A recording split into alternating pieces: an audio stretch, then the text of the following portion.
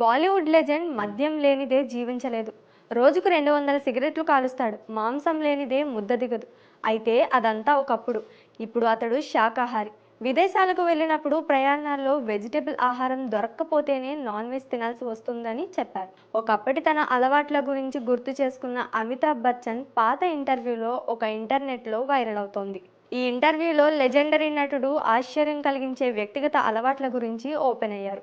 అసలు ఈ అలవాట్లు ఎవరు మాన్పించారు అంటే జీవించడం కోసం పరిస్థితులు తనను అలా మార్చాయని మాత్రమే అమితాబ్ చెప్పారు. తనకు తానుగా మానేయలేదు, పరిస్థితులు మాన్పించాయని అన్నారు.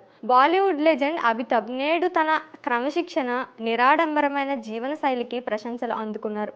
కానీ అమితాబ్ బచ్చన్ ఒకప్పుడు చాలా విభిన్నమైన జీవితాన్ని గడిపారు.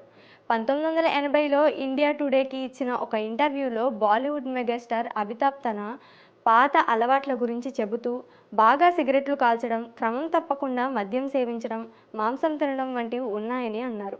ఇప్పుడు మందు తాగను, మాంసం తినను, సిగరెట్లు కాల్చను, ఇది మతపరమైన సమస్య కాదు, కానీ అభిరుచికి సంబంధించిన విషయం అని అన్నారు.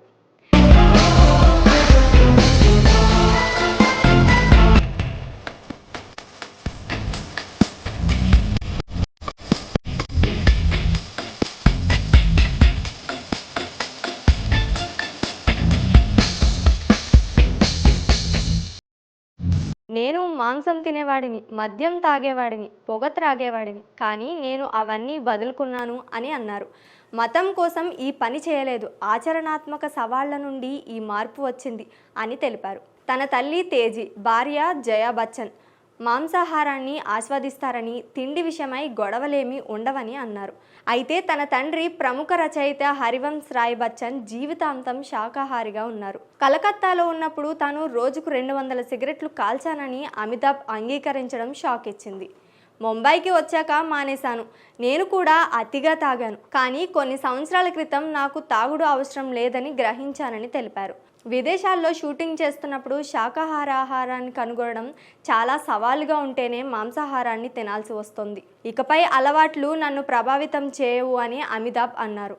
తాను కోపాన్ని తగ్గించుకున్నానని అన్నారు. కెరీర్ మ్యాటర్కి వస్తే తదుపరి బిగ్ కల్కి సీక్వెల్లో నటించనున్నారు.